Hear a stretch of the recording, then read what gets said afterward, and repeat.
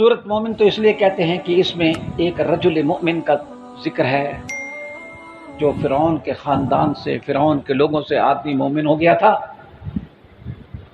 اور اس نے بڑی عجیب عجیب نصیحتیں کی تھی۔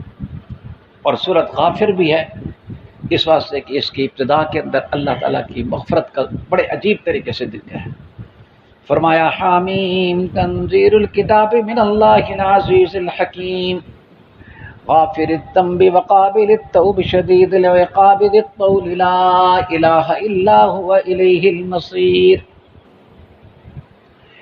اللہ تعالیٰ گناہوں کو معاف کرنے والے ہیں، توبہ کو قبول کرنے والے ہیں، سخت عذاب دینے والے ہیں، بڑی قدرت والے ہیں۔ دونوں صفتوں کو ذکر کر دیا، جمال کا بھی جلال کا بھی۔ آج کل کئی لوگ ہوتے ہیں نا بڑے جری، گناہ کرتے ہیں، جب ان سے کہا جاتا ہے گناہ کیوں کرتے ہو، کہتے ہیں یار چھوڑ، اللہ غفور الرحیم ہے۔ میرا بھائی جیسے اللہ غفور الرحیم ہے، شدید العقاب بھی ہے، سخت عذاب دینے والے بھی ہیں، ذرا سنبھل کر چلو۔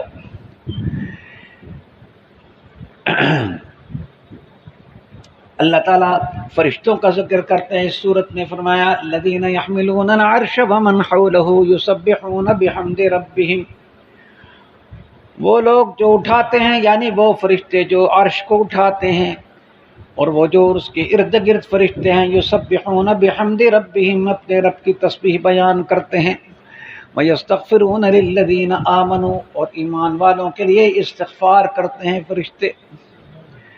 ربنا وسعت کل شیء رحمتا وعلما، اے اللہ آپ کی رحمت اور آپ کی مغفرت ہر چیز کو چھا چکی ہے۔ فاغفر للذین تابوا واتبعوا سبیلک وقہم عذاب الجحیم۔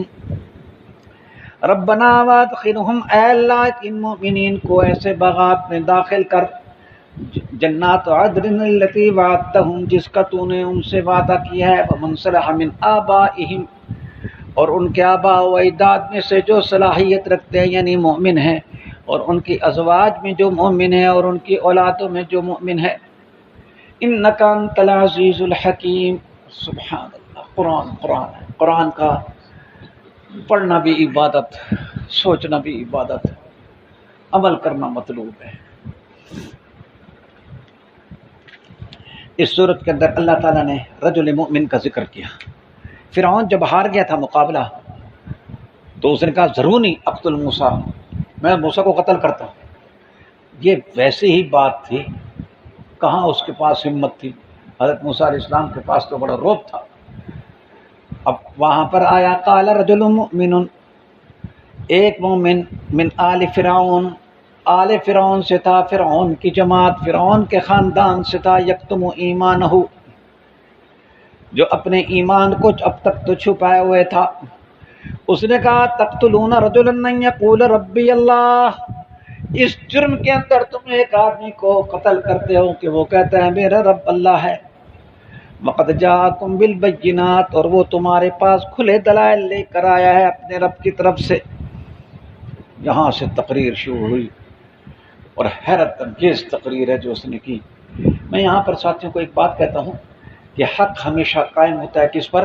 دلائل پر، اور باطل جو ہے وہ قائم ہوتا ہے کس پر؟ چکر اور دھونس پر۔ ایسی بات اثری زبان کیا دینا کہ بٹے پہنے بھائی کشیا نہیں ہوتی ہے نا۔ اس صورت کے اندر حق جل شانہ نے ان لوگوں کو جو قرآن نہیں مانتے، جو آخرت کا عقیدہ نہیں رکھتے، فرمایا لخلق السماوات والارض اکبر من خلق الناس، تم کہتے ہو مرنے کے بعد کیسے زندہ ہوں گے، بھلا دیکھو تو صحیح آسمان اور زمین کو جس نے پیدا کیا ہے، اس کا پیدا کرنا زیادہ بڑا ہے یا تمہارا پیدا کرنا زیادہ بڑا ہے؟